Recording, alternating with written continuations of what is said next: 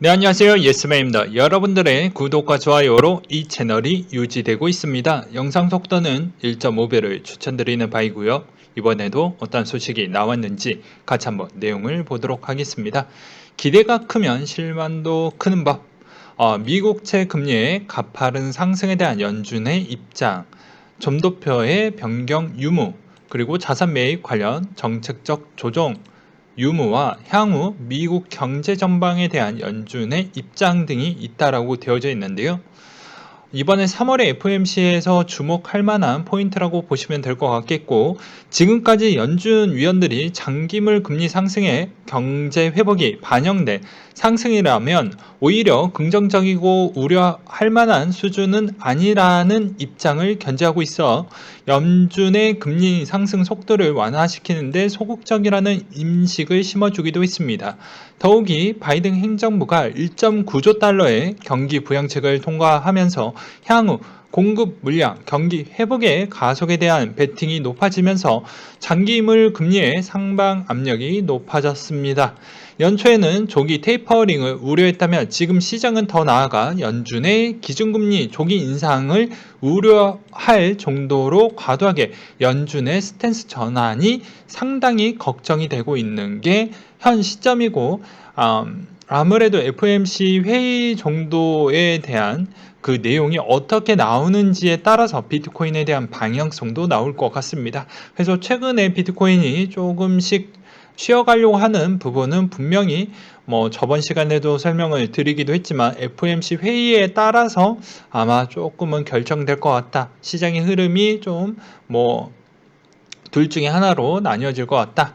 라고도 설명을 드리기도 했죠. 3월에 FOMC의 통화정책상 큰 틀의 변화는 거의 부재할 것으로 전망이 되는데, 지난 9월 이후 변경된 연준의 포워드 가이던스에 따르면 물가도 중요하지만 완전 고용을 달성하는 수준, 자연의 실업률을 하더라도 이를 용해하겠다는 입장을 보며 고용 회복에 무게를 두고 있는 상황이고, 이 내용을 짧게 제가 정리를 해드린다고 하면 확실하게 고용과 해당에 있는 물가 부분이 어느 정도 회복이 완벽하게 됐었을 때 그때 우리가 좀 나서겠다라는 그 포인트는 거의 바뀌지 않을 것 같다라는 이 보고서를 쓴 연구원님이 그런 내용으로 좀 써주셨던 것 같고요.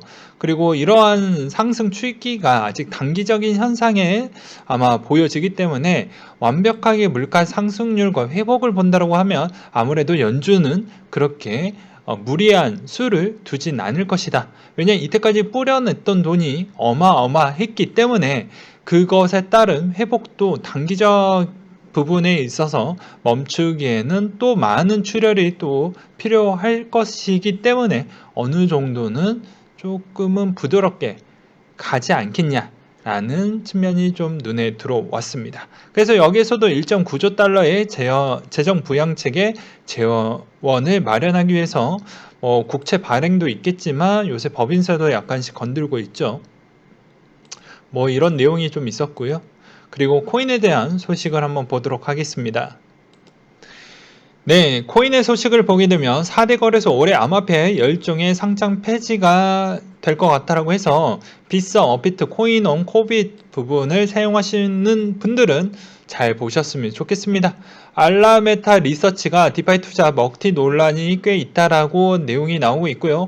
그리고 박연선의 후보가 트위터 해킹 루나 투더문이라고 되어져 있어서 상당히 또 그 해킹에 대한 피해 사례가 없길 바라겠고요. 그리고 외국 거래소 비트코인 보유 내년부터 국세청에 신고를 해야 된다라는 점을 꼭꼭 기억을 해두셨으면 좋겠고, 크라켄이 22년도 미국 IPO 부분 스펙을 통해서 우회 상장을 한다라고 합니다. 그렇기 때문에 이 점도 참고하셨으면 좋겠고요.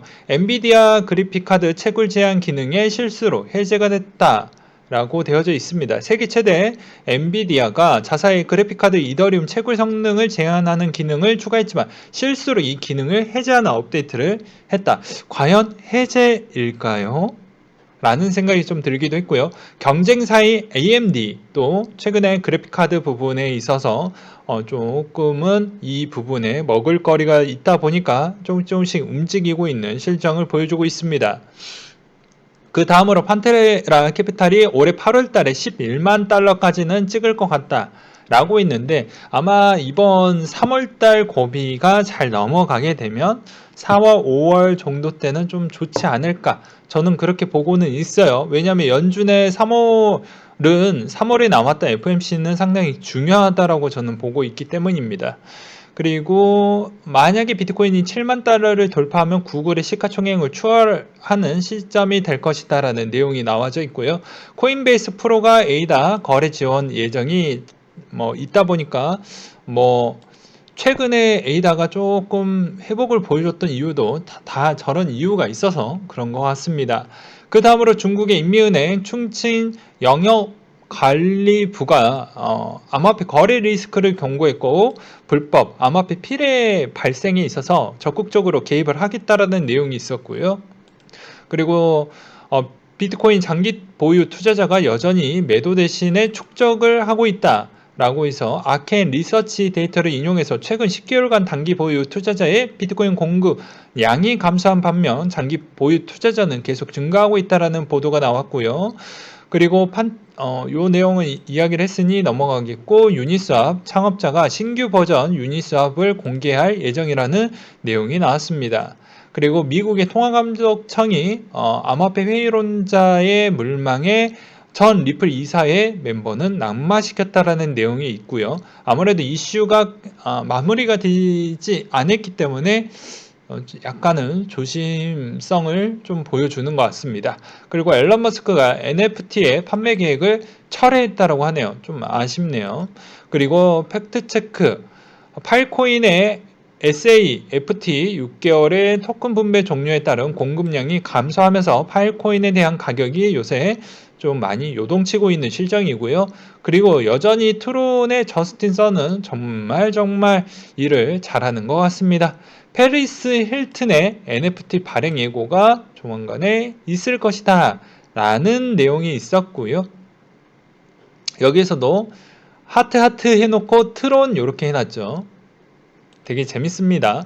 테라의 연이자 20% 디파이 앵커 프로토콜 오늘 출시, 즉 17일 기준으로 출시를 했다라는 소식과, 그리고 우마가 비트코인 기반의 파생 상품을 출시를 했다라는 내용이 있었고, 라이트코인의 민물 프라이버시 프로토콜 코드를 완성했다라고 합니다. 그리고 비자가 암호화폐 5년 대회 완전히 주류가 될 것이다 라고 해서 되게 칭찬을 많이 해줬어요. 한 팟캐스트 방송에 출연을 해서 화폐가 일시적인 유행이 될 수 있다는 점을 배제할 수 없다면서도 5년 안에 아마 극도로 주류가 될 것 같다 라고 해서 되게 애매모호하게 이야기했던 부분도 없지 않아 있는 것 같습니다. 그래서 암호화폐는 비트코인과 스테이블코인 두 가지로 분류를 했고 괜찮게 갈 것 같다, 이런 이야기를 했습니다. 금의 후계자가 될 것 같다, 이런 이야기를 또 하기도 했어요. 그리고 고모니2의 공식 팩트 정리라고 해서 떡락 사이언스님이 올려주셨던 내용인데요. 업비트 고모니2 부실 공시 논란의 커뮤니티 확산이다 라고 해서 부실 공시 부분을 좀 내놓고, 해당에 있는 커뮤니티에서도 엄청난 인기도를 보여줄 수 있는 대목이 있었고요. 그래서 보게 되면 이런 공시 내용이 나왔어요. 초대형 북미 펀드에서 곰2에 투자를 했다 라는 내용인데, 문제의 공시 내용을 보게 되면 해당 VC가 아니었고, 그리고 해당 내용에 대한 맞공시가 없는 상태였으며, 그리고 매매, 코인 락업의 진행에 대한 코인 수익, 그리고 대출 3가지 서비스가 진행되는 회사, 여기서 중요한 사항이 나오게 되는데, 투자를 했다라고 하는데 콜드 월렛에 더 많은 것으로 추정이 되나 비공개라고 합니다 라는 점, 그러니까 약간 좀 찝찝하다라는 거죠. 그리고 이더스캔 주소에 당당하게 공시 내용을 첨부를 했다. 그러나 셀시우스 네트워크의 토큰 이동이 마지막 부분이라는 점이 조금 눈에 들어왔고, 이 이야기를 종합을 해보면, 자, 셀시우스 네트워크에서 가입해서 월렛에 단순하게 토큰을 보내 트랜잭션을 처리를 했고, 투자가 아닌 그냥 지갑에 옮기기로 했다라는 것이다. 그렇기 때문에 투자가 된 게 아니라 그냥 지갑 이동만 했다라는 것이죠. 그래서 보게 되면 좀 마음이 아프다, 요렇게 보시면 될 것 같아요. 아무튼 여전히 이렇게 시장이 어느 정도 올라왔었을 때는 이런 논란거리도 꽤 많이 나오고 있으니 적절하게 여러분들도 한 번쯤은 내용을 파악을 해 보신 뒤에 항상 수시로 검토를 해 보셨으면 좋겠습니다. 그러니까 크로스 체크는 필수로 해야 되겠죠. 금액이 커지면 커질수록 필수입니다. 그런 이야기를 좀 드리고 싶었고요. 우리가 에이다에 스테이킹을 하는 이유라고 해서 한 분이 또 올려주셨던 내용인데요. 복리효과가 무섭다. 10년 후에 60%가 넘는 누적 보상률이 커고 시간이 지나며 상승할 에이다에 대한 가격은 재밌지 않겠냐. 조만간 서비스 때 리퀴드 대출 론칭이 되면 아마 위임 유지한 채 업체의 유동성을 제고해서 아마 7% 이자까지 나올 것 같고 이번에 코백 프로 상장 정도는 참새 한 마리에 대한 호재급이다. 그렇기 때문에 앞으로도 더 기대해 볼 필요성이 있다. 그래서 우리는 바보가 아니기 때문에 스테이킹 부분에 있어서 상당히 믿고 믿고 기다리려고 한다. 뭐 이런 부분으로 좀 보시면 될 것 같아요. 근데 이분의 주장도 저는 어느 정도 설득력이 있다라고 보지만 워낙 이제 코인의 시장판이 너무 굴곡의 깊이가 너무 늪의 깊이가 너무 컸기 때문에 이번에 어느 정도까지 올라가고 하락을 보여줄지에 따라서 좀 달라지지 않을까 싶고요. 그리고 하이브 코인에 대한 뻔뻔한 거짓말들이라고 해가지고 약간의 논란이 나왔던 내용을 또 정리가 잘 되어져 있어서 한번 가지고 와봤습니다. 자, 하드포크 변경된 한 가지는 스티닛의 소유 개발 기금을 토큰들을 새 체인으로 넘어가지 않을 것이다. 모두 다른 사람들의 것은 넘어간다. 뒤에 확인했듯이 거짓말이다. 자기들이 마음대로 이상한 규정을 정해서 에어드랍을 제의를 했다. 에어드랍 해준다고 했었는데 안 해줬나 봅니다. 그래서 또 여기에서 뭐 추가적인 또 여러 가지 내용이 있는데 여기서 주장하는 것은 여러 가지에 대한 뭐 규칙과 규정이 되게 모호하게 진행이 됐고 그게 어느 정도 또 어떻게 보면 여기 투자자들이나 이런 쪽에서 약간 좀 더 유리한 조건으로 간 것도 아니다 보니까 이런 약간의 불만과 논란거리가 꽤 많이 나왔다라고 보실 수가 있습니다. 그리고 하이브의 명의에 공지에서는 없던 조항이 갑자기 추가되는 사례도 있었고요. 그래서 이런 논란거리가 꽤 많이 있었다라는 점을 꼭 기억을 해 두셨으면 좋겠습니다. 제가 봐도 하이브 스팀과 하이브를 동시에 쓰다가 하이브에 대한 계정이 약간씩 이상이 조금은 있었어요. 뭐 오류 때문인지는 모르겠지만 뭐 여러 가지에 대한 뭐 무언가를 좀 해보려고 해도 잘 되지도 않았고 그리고 매번마다 약간의 운영 규칙 같은 게 좀 많이 바뀌고 그랬거든요. 그래서 저도 상당히 불만이 있었는데 좀 시간 관계상 깊숙하게 좀 보지는 못했지만 또 이런 뭐 논란거리가 있었다라는 점을 꼭 기억을 해 두셨으면 좋겠습니다. 그리고 탈중앙화의 면문으로 삼는 자들이 자기 입맛대로 몇 명이서 몰래 중앙화에 결정을 하고 검열의 거품을 몰고 반대한다라는 자들이 자신의 의견을 찬성하지 않는다고 검열에서 에어드랍을 배제하는 경우도 있었다. 아무튼 그래요. 그래서 이런 부분이 많이 보이는 코인들은 장기적으로 본다라고 해도 별로 좋지 않죠. 지금의 시장이 너무 좋으니까 아무거나 올리고 있는 추세도 좀 보여지기도 하는데요. 나중에 뭐 시장이 정말 안 좋거나 그럴 때는 더 안 좋아지는 형태가 있기 때문에 그런 거를 조금은 생각을 하시면서 투자에 임하셨으면 좋겠다라는 말씀을 다시 한번 언급을 드리는 바이고요. 어피트에 유의한다고 다 상폐되는 거 아니다. 뭐 예를 들어서 리퍼리움을 보게 되면 그런 거 아니겠냐? 그렇기 때문에 어느 정도 유의 기간 동안 계속 관찰을 해볼 필요성이 있겠다. 뭐 이런 이야기를 남겨주셨는데 저는 좀 달라요. 이렇게 리스크를 어느 정도 갖고 있는 그런 코인에다가 굳이 내가 투자를 해서 마음에 대한 그런 고통을 가져갈 필요가 있을까? 라는 생각이 듭니다. 오히려 수익성을 조금 더 낮추더라도 좀 더 건강하고 그런 형태로 가져가는 게 낫지 않을까요?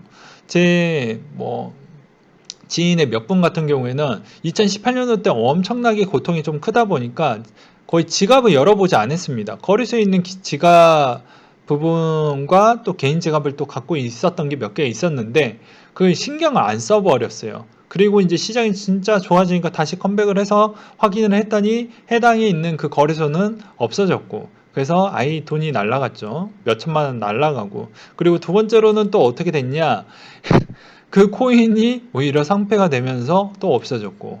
그러니까 안 좋은 케이스는 최악의 케이스를 이야기를 드리는 부분이기도 하지만 이런 경우도 있더라.